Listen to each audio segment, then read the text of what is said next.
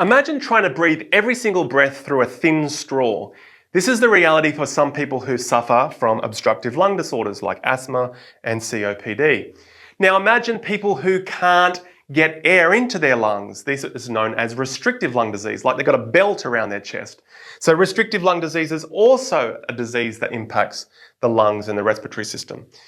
But luckily we do have pharmacological agents, so we've got drugs that can treat some of these conditions. So this particular video is going to be a quick overview of the main drugs that are used in respiratory system pharmacology.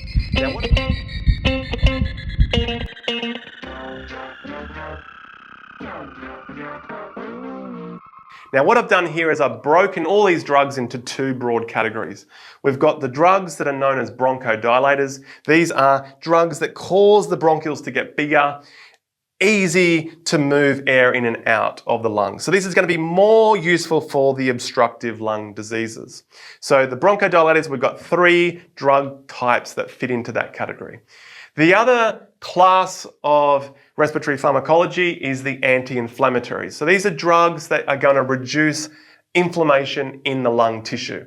Now there's going to be four that we're going to go through here, and these anti-inflammatories can be used for the restrictive lung diseases, but also some of the chronic obstructive lung diseases.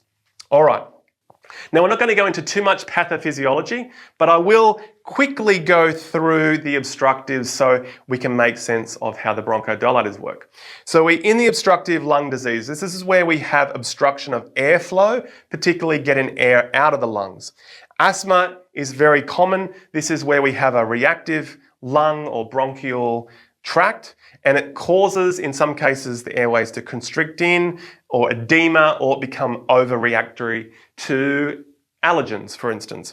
And then we have the chronic obstructive pulmonary diseases like emphysema and chronic bronchitis. And in this case, these cause air trapping. So there are long-standing lung changes, and it causes air to be trapped in the lung and we can't get it out.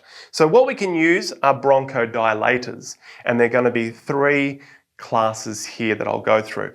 But before we continue, I just want to bring you back to the physiology of the bronchioles and their regulation. We know that this is automatically regulated by the sympathetic and the parasympathetic nervous system. The sympathetic is that fight and flight response. So when you activate the fight and flight response, we get bronchodilation. And when we activate the parasympathetic, that's the rest and digest, we get bronchoconstriction. So just remember that, because this is kind of the first two will work off the autonomic pharmacology. Starting with B, so the first bronchodilator. This is beta-2 agonist. So remember, this is a sympathetic nervous system activator. So we have in the lungs, we have a beta-2 receptor. Normally, noradrenaline or adrenaline binds to it, causing the bronchioles to dilate. So these drugs, beta-2 agonists, they activate this system. Now there's two further categories here. This is what we call the short-acting. So short-acting and long-acting, but because they're beta agonists, we'll call them SABAs, short-acting beta agonists, and long-acting beta agonists or LABAs. Now, examples of a SABA is salbutamol.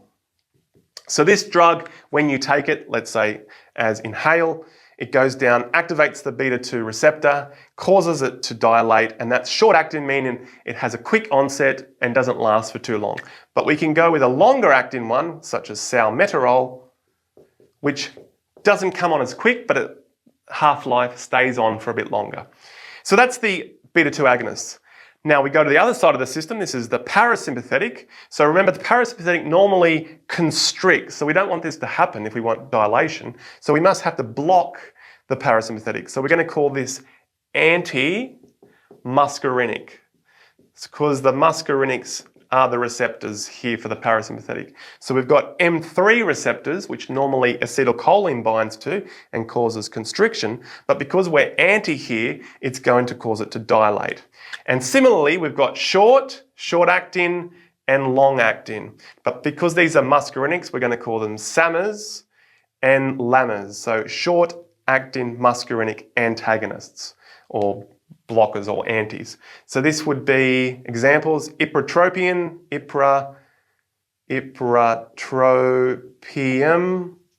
is a SAMA, And a LAMA, long-acting muscarinic antagonist, is tiotropium. So that's the next group of drugs. Finally, the last class that fits under the bronchodilators is an interesting group called methylxanthines. This group is close cousins to caffeine and chocolate.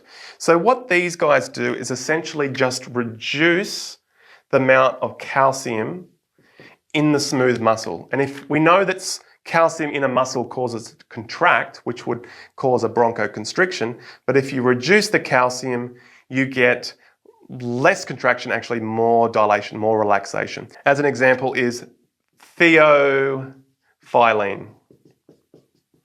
So theophylline is an example of methylxanthines, and these types of drugs essentially reduce the amount of calcium in the smooth muscle, therefore we get bronchodilation. So they're the three bronchodilators: beta-2 agonists, antimuscarinics, and methylxanthines.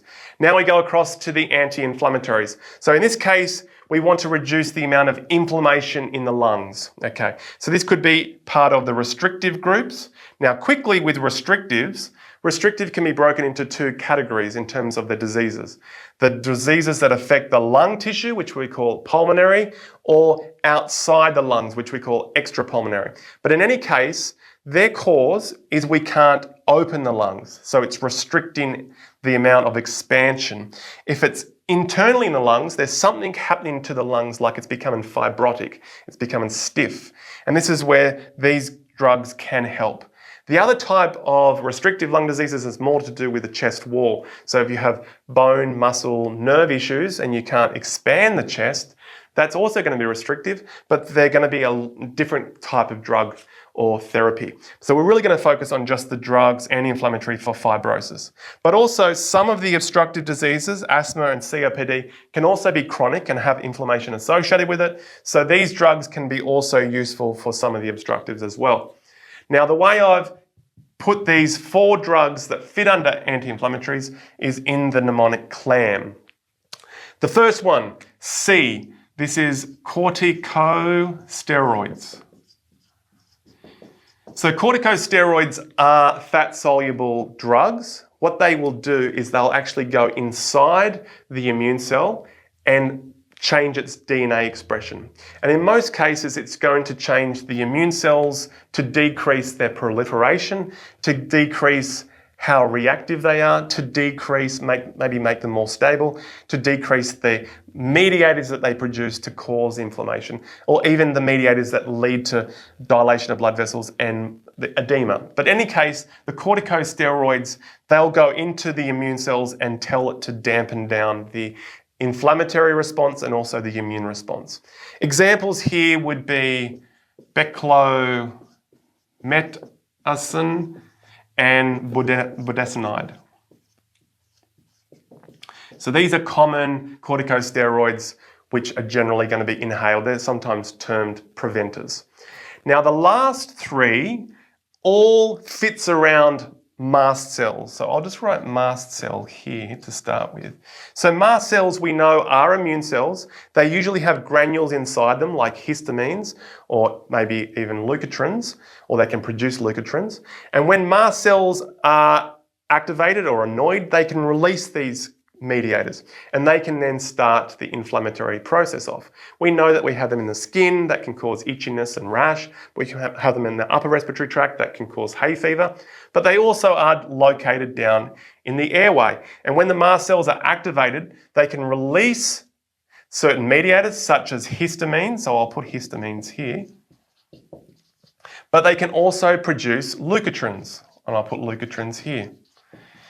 In any case, leukotrienes and histamines and the other mediators will start off the inflammatory response. And when the inflammatory response begins, we know we get more blood, more edema, more swelling, and that's going to impact the way that the lungs work. So therefore, we can use drugs that impact this response. The first one I'll start down here is what we call mast cell stabilizers.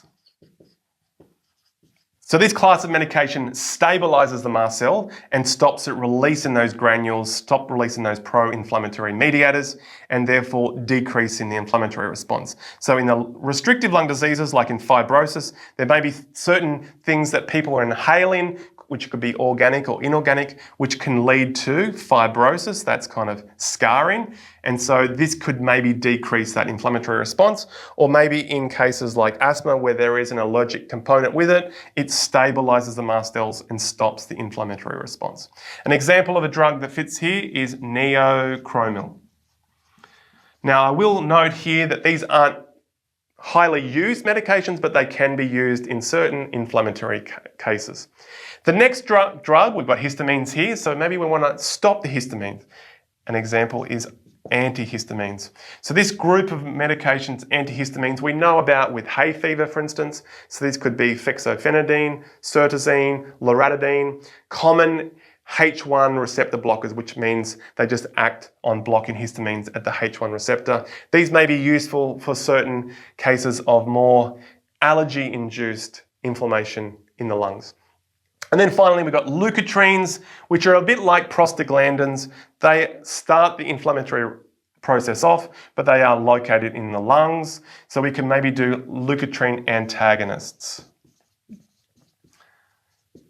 So these could be blockers, but also blocking the enzyme that produces leukotrienes. So there, an example is a montelukast. So that's a very quick overview of the respiratory pharmacology. So all the drugs you're likely to encounter when you study pharmacology associated with respiratory disorders, they're going to be broken into these two groups. The bronchodilators, which are the beta-2 agonists, antimuscarinics, methylxanthines, mostly used for the obstructive conditions where we're trying to improve airflow or movement through the lungs. And then we have the anti-inflammatories, which is all about stopping or reducing the amount of chronic inflammation in the lungs, which can be restrictive and obstructive. And the main groups that fit under here are the corticosteroids, leukotriene antagonists, antihistamines, and mast cell stabilizers. Hi everyone, Dr. Mike here. If you enjoyed this video, please hit like and subscribe. We've got hundreds of others just like this. If you want to contact us, please do so on social media. We are on Instagram, Twitter, and TikTok at Dr. Mike Todorovic, at DrMiketodorovic. Speak to you soon.